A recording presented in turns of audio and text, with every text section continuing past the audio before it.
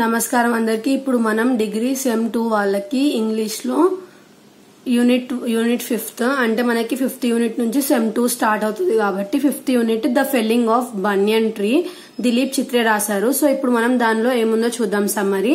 So first Dilip Chitre ఎక్కడ పుట్టారంట? బరోడాలో పుట్టారంట.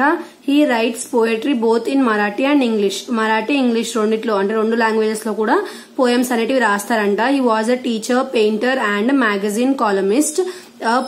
Apart from poetry, Chitre also write short stories, critical essays. He also translated from Marathi to English. Marathi నుంచి English language కి కూడా convert చేసి కొన్ని రాశారంట. The chief translation being an anthology of Marathi poetry and says Tuka. The present poem. So ఇప్పుడు present poem గురించి ఏముంది చూద్దాం.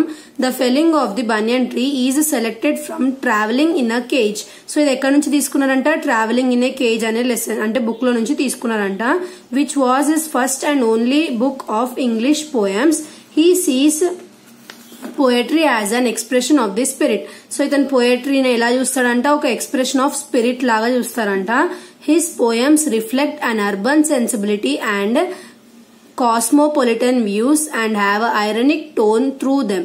He regards his poetry as essentially autobiographically and historical. It describes the engagement with persons, places, the progression of time, death, loss, memory, and perhaps a hope of liberation to which he clings. Tarvata the poem The Felling of Banyan Tree talks about the poet's compassion and love for trees and nature. He is sad about trees being cut down from his house and compares it with the murder of humans. So ఇప్పుడు ఈ పోయంలో ఏమవుతుందంట, ఎవరైతే మనకి poet ఉండో అతను చాలా బాధపడుతున్నాడంట, చెట్టుని cut చేస్తున్నారని చెప్పి. So దాన్ని ఆయన ఏం చేసినాడంట, చాలా మంది మనుషుల మర్డర్ అవుతే ఏమవుతుంది అని చెప్పి దాంతో కంపేర్ చేస్తూ అతను అనేది బాధపడుతూ ఈ పోయం అనేది రాసినారంట. So the poet says that his father asked all the neighbors tenants to leave their house so that they could proceed with the demolition of the houses. All the houses except the house of the poet's family were demolished.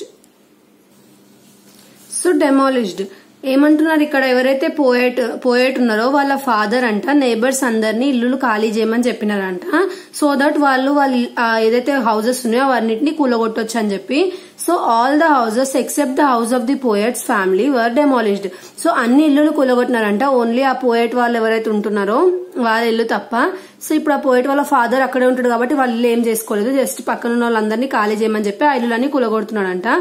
All the trees such as Shega, next the Odumbar, the neem were cut down in the process. So చాలా trees ఉన్నాయంట అక్కడ. ఇక్కడ names ఇచ్చినారు కొన్ని types we.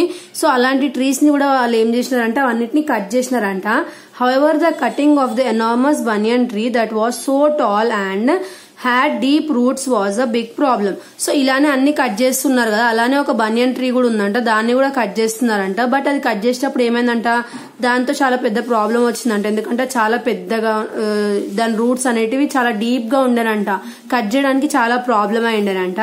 Here the poet metaphorically says that the roots of banyan tree lay deeper than all our lives. It means that the tree is older than our lives. So ఇప్పుడు ఒక బనియన్ tree roots అంత deep వెళ్ళినాయంటే అది ఎంత old tree అయి ఉండొచ్చు, అది మన ఏదైతే మన లైఫ్ ఉందో దానికంటే ఓల్డ్ అయి ఉండొచ్చు అది అని చెప్పి చెప్తున్నారంట. అంటే మనం పుట్టక ముందు నుంచి ఆ ట్రీ ఉంది కాబట్టి అంత డీప్ రూట్స్ అనేది అది ఫామ్ చేసుకుందని చెప్తున్నారు. Still the father gave an order to cut the tree.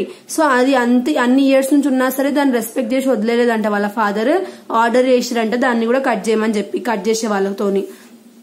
The poet says that his grandmother used to say that trees are sacred. So వాళ్ళ గ్రాండ్ మదర్ ఏమంటుందంట, పోయట్ వాళ్ళ grand mother trees అనేటివి పూజింపబడేటివి, so వీటిని cut చేయొద్దు, తెంపకూడదు అని చెప్పి చెప్తుండే అంట. And felling them is a crime. So వీటిని చంపడం పాపం అని చెప్పి చెప్తుండే అంట. However, the father of the poets decided to remove all the trees including the banyan tree. But ఆ పోయట్ వాళ్ళ ఫాదర్ ఏం డిసైడ్ అయిందంట, ఎలా అన్న అన్ని ట్రీస్ ని తీసేయాలి, దాంతో పాటు బనియన్ ట్రీని కూడా కట్ చేసేయాలి అని చెప్పి డిసైడ్ అయిందంట. The tree was thrice the size of the poet's house. So ఇప్పుడు ఆ పోయట్ వాళ్ళ ఇల్లు ఎంత ఉందో దానికి 3 రెట్లు ఏదైతే సైజ్ ఉందో అలా ఉందంట అది. And it's trunk has a circumference of about 50 feet. దాని ఏదైతే ట్రంక్ ఉంటుందో అది ఎలా ఉందంట 50 feet బ్రెత్ లో ఉందంట. It's aerial roots were 30 feet long and touch the ground. కింద రూట్స్ ఏవైతున్నాయో అవి 30 feet లాంగ్ ఉన్నాయంట. They started with shredding the branches. So first వాళ్ళు ఎలా స్టార్ట్ చేసినారంట, చిన్న చిన్న బ్రాంచెస్ ని కట్ చేస్తూ ఉన్నారంట. దేనివి, మనకి ఏదైతే బనియన్ ట్రీ ఉందో దాన్ని. 50 men had to constantly chop its trunk. So 50 members ఏం చేస్తున్నారంట, కట్ చేస్తున్నారంట దాని ట్రంక్ ని, బట్ అది cut అవ్వట్లేదంట. Everyone saw the tree's rings that showed its age of about 200 years. So ఇప్పుడు ట్రీస్ కట్ చేసినప్పుడు అప్పుడు దానికి ఇట్లా ఒక రింగ్ వస్తుంది, ఒక టైప్ ఆఫ్ రింగ్, దాన్ని బట్టి దాని ఏజ్ అనేది గెస్ చేయవచ్చు అంట. సో అది 200 years ago ట్రీ అన్నమాట. The people witnessed this slaughter with fear and fascination. So అప్పుడు ఏం చేస్తున్నారంట, పీపుల్ అది కట్ చేయడం చూసి కొంచెం భయపడుతున్నారంట, ఎందుకు అలా కట్ చేస్తున్నారు అని చెప్పి, ఇంకా ఎన్ని ఇయర్స్ ది అని చెప్పి తెలుసుకోవాలని ఆతృతతో ఉన్నారంట. The poet expresses that soon after they moved to Bombay from Baroda, where they could not see many trees. So ఇక్కడ ఏమైందంట, వాళ్ళు తర్వాత అక్కడ నుంచి షిఫ్ట్ అయిపోయి ఎక్కడికి వెళ్ళినారంట, ముంబైకి వెళ్ళిపోయినారంట బరోడా నుంచి. సో ముంబైకి వెళ్ళిన తర్వాత ఏమైందంట, అక్కడ ఎక్కువ ట్రీస్ అనేటివి ఉండవు కదా ఆ ఏరియాలో. సో వాళ్ళకి ట్రీస్ అనేటివి చూడడానికి కరువు అయిపోయిందంట. If they could see some trees it was in their dreams only. So అక్కడ వాళ్ళు కొన్ని ట్రీస్ చూడాలనుకున్నా సరే అవి అక్కడ ఉండేవి కావు. As they looked forward to turning into reality and touching the ground, changing into a concrete building. So ఏమైందంట, ఏవైతే ట్రీస్ ఉన్నాయో అవన్నిటిని కూలగొట్టేసి అన్నిటిని కోసేసి వాళ్ళు ఏం చేసినారు, కాంక్రీట్ బిల్డింగ్స్ అనేటివి కట్టుకుంటా వస్తున్నారు కాబట్టి అక్కడ ట్రీస్ అనేటివి లేవు. సో ఈ లెసన్ నుంచి మనకి ఏమర్థం అవుతుందంటే, ఇప్పుడు ఏవైతే ట్రీస్ ఉన్నాయో అవి ఎన్ని ఇయర్స్ ఓల్డ్ అయినా సరే పీపుల్ దాన్ని తీసేసి వాళ్ళ ఓన్ సెల్ఫిష్నెస్ కోసం వాటిని కట్ చేసేసి వాళ్ళు ఏం చేస్తున్నారు, ఓన్ గా బిల్డింగ్స్ అవి ఇవి కన్స్ట్రక్ట్ చేసుకుంటున్నారు. సో అలా మనకి డ్యామేజ్ అవుతుంది కదా. సో అదే ఎక్స్ప్లెయిన్ చేద్దామని చెప్పి మనకి ఇక్కడ పోయేట అతని లైఫ్ లో అయినా ఒక ఎక్స్పీరియన్స్ అనేది చెప్తున్నాడు అనమాట. వాళ్ళ ఫాదర్ ఎలా వేరే హౌసెస్ అన్ని కూలగొట్టేటప్పుడు అడ్డం వచ్చిందని చెప్పి ట్రీస్ ని కూడా అన్నిటిని కట్ ఆఫ్ చేసేసినాడు కదా. సో అలా చేసిన తర్వాత వాళ్ళు ఎప్పుడైతే సిటీకి వెళ్ళినారో, ముంబైకి షిఫ్ట్ అయినారో, అక్కడ వాళ్ళు ఒక్క ట్రీని కూడా చూడలేనప్పుడు వాళ్ళకప్పుడు దాని వాల్యూ తెలిసిందనమాట.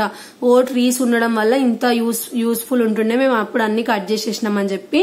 సో ఇప్పుడు ఆ ఏదైతే ట్రీ ఉందో అది ఎంత బలంగా ఉండేనో అలాంటి దాన్ని కూడా వీళ్ళు కట్ చేసినారు కదా.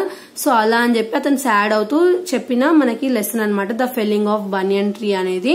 సో ఇందులో జస్ట్ ఏం లేదు, చెట్టుని ఎందుకు అలా నరికినారు, ఇంకా చెట్ల వల్ల ఉపయోగాలు ఏంటి అని చెప్పి కొన్ని రాసేసి లాస్ట్ కి వాళ్ళు షిఫ్ట్ అయిపోయినాక అక్కడ వాళ్ళకి ఏం బిల్డింగ్స్ అంటే మొత్తం బిల్డింగ్స్ ఉండే, ట్రీస్ అనేటివి అసలు కర్వ్ అయిపోయినాయి చూడడానికి.